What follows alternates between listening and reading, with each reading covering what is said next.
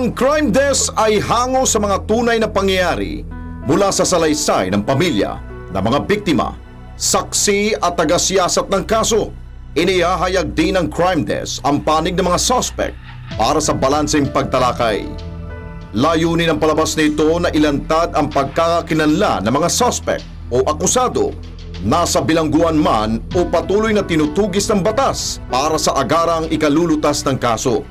Sa ngalan ng hustisya, makakaasa kayong patuloy naming babantayan ang mga kasong aming tinatalakay. Babala, ang palabas nito ay may mga eksena, aktwal na larawan at video na hindi angkop sa mga sensitibong manunood.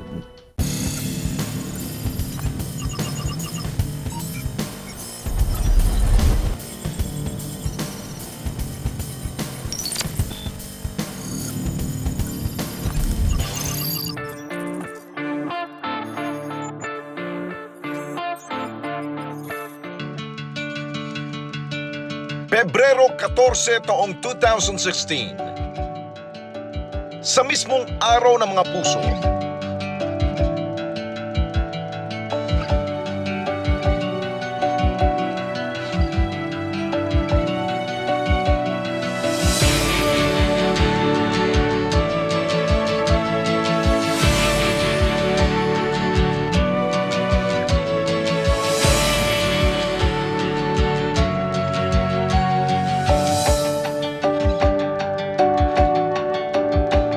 inaasahang matatamis na tagpo, napalitan ng madugong eksena.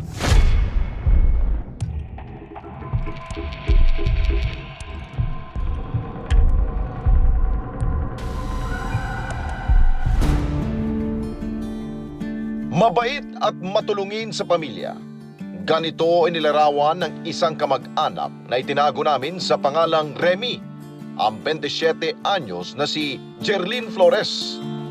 Si Jerlyn, mabait na bata yan. Hindi yan palaimik. Tsaka isa pa, matulungin yung batang yan eh. Walang problema dyan. Oras na kinailangan ng magulang niya yung pera, magpapadala talaga yan doon sa probinsya. Tubong Abuyog Leyte, si Jerlyn. Panganay siya sa dalawang magkapatid. Pagtitinda ng gulay sa palengke ang hanap buhay ng mga magulang ng dalaga. At dahil maagang namulat sa hirap, sa edad na 17, lumuwas si Jerlyn sa Maynila upang magtrabaho. Pinalad naman siyang makapasok bilang waitress sa isang restaurant. O yun mga pangalan mo? Ako si Jerry. Ikaw? Benny nga pala. Dito niya nakilala ang 36 anyos na si Benny Vernel, Tubong Iloilo. Cook si Benny sa naturang restaurant.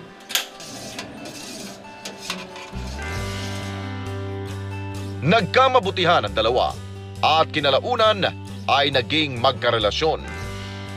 Nabiyayaan sila ng isang anak na lalaki. Nang magkaanak, nagdesisyon sina Jerlyn at Benny na sa Leyte na manirahan. Maayos naman daw ang pagsasama ni na Jerlyn at Benny nung una. Subalit kinalaunan, nag-umpisa raw manakit si Benny sa tuwing ito ay malalasing. Sino lalaki mo, ha? Sino? Dahil dito, napilitan ng mga magulang ni Jerlyn na paghiwalayin ang dalawa. Bumalik sa Maynila si Benny at naiwan naman ang kanyang mag-ina sa Leyte. Naging mahirap para kay Jerlyn na mag-isang itaguyod ang kanilang anak. Muling nagdesisyong lumuwas sa Maynila si Jerlyn para magtrabaho. Naiwan ang bata sa pangangalaga ng mga magulang ni Jerlyn sa Leyte. Si Jerlyn naman nagtrabaho bilang sales lady sa isang jewelry shop sa Divisoria. Lahat ng niya doon, yung mga magulang niya, pati yung kapatid niya, pati anak niya, siya ang bumubuhay doon. Lingid sa kalaman ng mga magulang ni Jerlyn, muli silang nagsama ng karelasyong si Benny. Nanirahan sila sa isang paupahang kwarto sa Santa Cruz, Maynila. Habang nagtatrabaho bilang sales lady si Jerlyn, pumapasada naman bilang tricycle driver si Benny. Maganda naman silang mag-asawa pag nasa bahay. Yung parang masaya sila na mag-asawa. Okay lang sila. Sweet nga sila dalawa eh. Luto mo doon. Nagsasama sila bilang mag-asawa. Pag umaga, namamalengke, magkasama sila. Ganon din sa sinusundo siya ni Benny. Sa trabaho niya, nakikita ko nagsasama sila kasi hindi man sila nag-iiwanan. Ang tamis ang pagsasama ng dalawa, kita rin sa mga post si Jerlyn sa kanyang social media account. Pero tulad ng tipikal na magkarelasyon, paminsan-minsan nagkakaroon din ng hindi pagkakaunawaan ang dalawa. Ngunit ang hindi raw maganda rito, nauwi sa pananakit ni Benny ang kanilang mga away. Hi, ikaw muna. Sinungalingan sa buhay mo? Ha? Ano? Binato daw siya ng baso. Ang sabi lang niya na minsan daw tinatakpan mukha niya. Minsan pag nakahiga, inaapakan yung paa. Yun lang, pag nag-aaway sila. Hindi ko alam kung anong dahilan. Hanggang noong taong 2016, tuluyang nagkaroon ng lamat ang kanilang pagsasama. Hindi na kinaya ni Jerlyn ang dumadalas na pananakit ni Benny, kung kaya't lumaya siya at nakipaghiwalay na kay Benny. Nagulat na lang kami na nag-aaway na daw. Lagi daw naghihinala na yung lalaki, nananakit na.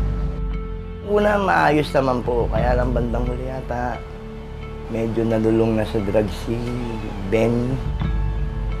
At nagkakalabo na siya. Gusto na sana magpablatter, kaya lang nung una natatakot.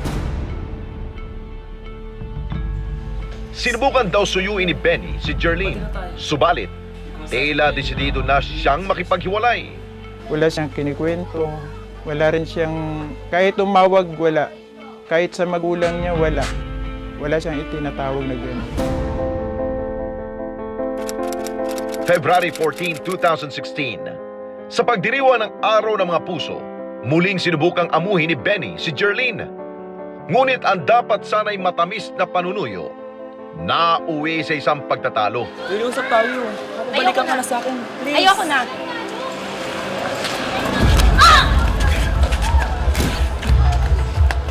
Nung oras na yun, hindi naman namin maano na may mangyayaring ganun dahil busy yung mga tao sa mga ka-Valentine's nila.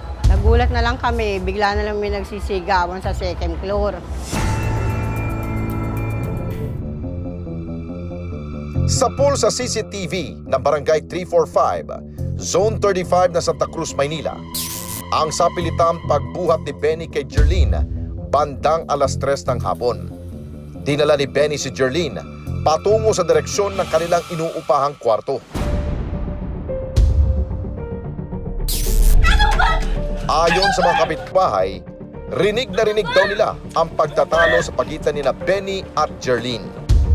Ha? Hindi ko na kasalanan yun! Kasalanan mo yun! Kasalanan niya naman kung Kasalanan mo tinutukan! yun! Tulungan natin, baka nag-uusap ng maayos. Ngunit hindi raw nila inasahang mauuwi sa brutal na pananaksak. Ang akala nila ay typical na away lamang na mag-live-in partner. Maingay sila pero alam nila yung natural na away lang. Hindi nila alam na dun sa ganong sitwasyon na sasaksakin ni Benny si Jerlyn.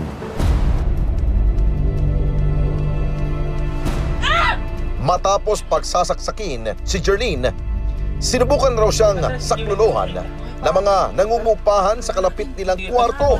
Subalit, bumalik si Benny at muling pinagsasaksak si Jerlyn.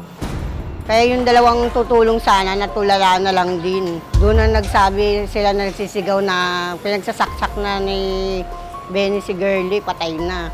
Hindi na umabot.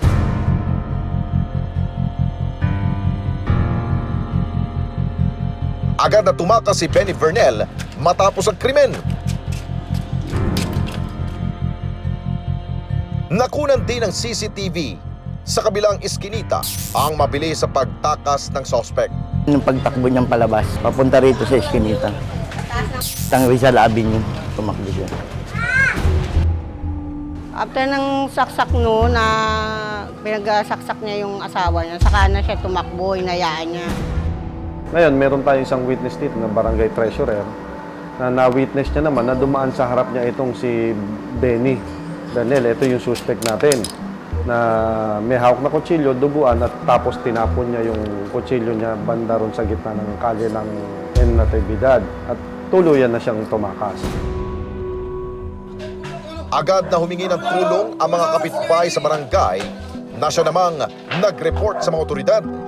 Yung mga kapitbahay po ni Jorlyn, ni-report po sa barangay na nasaksak na siya. Ngayon, pag-responde namin, wala na nga at nakatakas na si Benny Bernal. Tumawag na po ako ng pulis kagad. Rumisponde naman agad ang mga tauhan ng Manila Police District. Nadatna nila ang wala ng buhay na si Jerlyn sa loob ng kanilang inuupahang silid. Tad-tad siya na saksak sa iba't ibang bahagi ng katawan. No, nag-responde itong investigator natin base sa tawag na may nangyari nga daw na pagpatay sa isang nagangalan Jerlyn Flores. At ang suspect natin dito is yung kalibin niya, itong si Benny Bernal.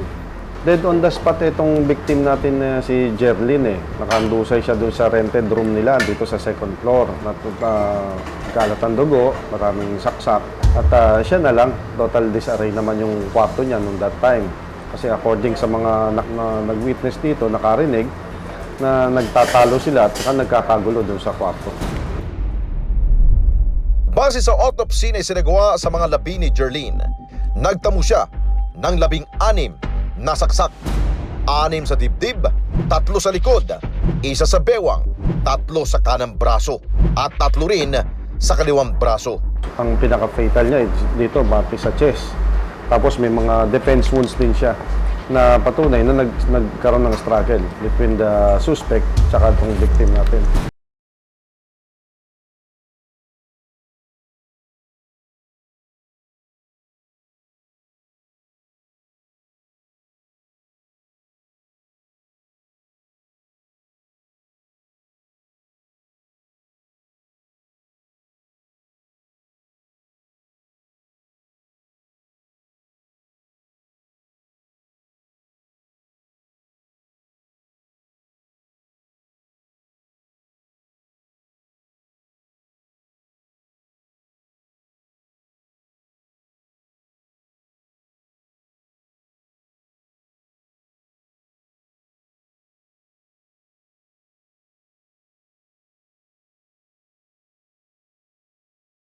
Saksak sa live-in partner. Labis samang ikinabigla ng pamilya ni Jerlyn ang kanyang brutal na sinapit. Ang sabi ni Benny, na luwas si Jerlyn sa Manila kasi napatay ko sa sobrang galit ko. Hindi makapaniwala siya kasi nga, siyempre, tumira din sa kanila yun, tumira sa Abuyog. Okay naman yung paikitungo. Dahil sa nangyari, nabalot ng takot ang mga kapitbahay ni na Benny at Jerlyn. Siyempre, maraming mga bata, buti walang ganong na dami na bata. May mga anak ka rin na dapat mong protektahan. Siyempre, yung pangyayaring sa mag-asawa, hindi matanggap namin. Mag-asawa sila eh. Agad namang nagsagawa ng manhunt operation ang kapulisan para masukol ang tumakas sa suspect. Sinampahan ng pamilya ni Jerlyn ng kasong murder sa Manila RTC Branch 42 ang suspect na si Benny Bernal. Since the murder case to is non-bailable case to, habang buhay na pagkulong ang pwedeng ipataw na parusa sa kanya. Ang suspect na si Benny Bernal itunuturing na wanted sa batas. Nagkaroon tayo ng manhunt, kaya lang hindi na natin to nakita pa o na-aresto. Sa ngayon, at large siya.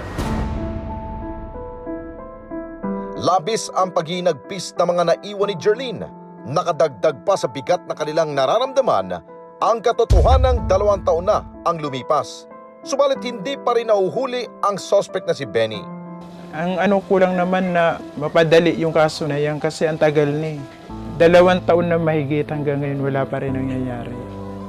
Sana mahuli na rin para makamta naman ni Jerlyn yung niya, yung hustisya. Sa tuwing nangungulila sila, ang matatamis na alaala raw noong kasama pa nila si Jerlyn ang kanilang kinakapitan. Napakabait ng batang yan. Wala ka maririnig ni Dumaing na may sakit siya, wala. Noon, madalas ko siya mapanaginipan talaga. Pagka iniisip mo, masakit. Kaya lang, wala tayong magagawa, nandun na yan. Hindi na may babalik. Kung naririnig mo man kami ngayon, tulungan mo rin kami kung saan namin matatagpuan yung gumawa sa'yo niyan, yung pumatay sa'yo. Tulungan mo rin kami na malutas na rin yung problema mo. Kasi alam ko, nandito ka lang naman sa paligid eh. Ang pamilya ni Jerlyn may panawagan sa suspect na si Benny Vernel. Kung ako naman kay Benny, sumuko ka na lang sa ginawa mo. Para naman magkaroon ng hustisya yung babaeng ginawan mo ng ganyang krimen. Sumuko ka, huwag ka magtago. Samantala ang ating kapulisan, may paalala upang maiwasan ang mga ganitong pangyayari. Wala namang ibang asunto to si Benny. Siguro, bugso na lang yan ng gusto niya makipagbalikan na ayaw na nitong victim natin, nagawa niya yung hindi karapat-dapat. Kailangan pag-usapan lang kung ano yung problema. Yun lang ang pinaka-solusyon. Kung hindi, ilapit nyo kung sino man ang pwedeng magpayo sa inyo, mga magulang, mga kaibigan, para pag-usapan kung ano man ang problema kinakaharap. Yung CCTV natin may nagmo-monitor at meron ding, hindi lang basta monitoring. No? Kailangan meron din tayong action. Once na nakita na natin yan, ipagbigay na agad natin sa mga otoridad. Kasi kung ito nangyari may pagtatalo na, siguro nakatawag ka agad sila ng tulong sa barangay, maring hindi ito nangyari. Patuloy na pinaghahanap ng batas ang suspect na si Benny Vernel. Para sa mga nakakaalam ng impormasyon tungkol sa kanyang kinaroroonan, maaari makipag-ugnayan sa Homicide Section ng Manila Police District sa mga numerong 524-4311 o di kaya sa 0998-565-2260. Kung makita man nila kung nasan man yan at may standing warrant ba yan, anytime pwede na siyang hulihin. At sa tingin ko naman, kung ito'y nasa probinsya, siguradong aaksyonan yan ng iba nating kapulisan o kung hindi man ang kapulisan, kung sino man ang pinupuntahan niyang lugar, na alam naman nila yung magiging delikado. Kailangan managot siya sa kanyang mga ginawa. Dalhin natin siya sa hustisya para tumakbo ang hustisya dito sa victim natin.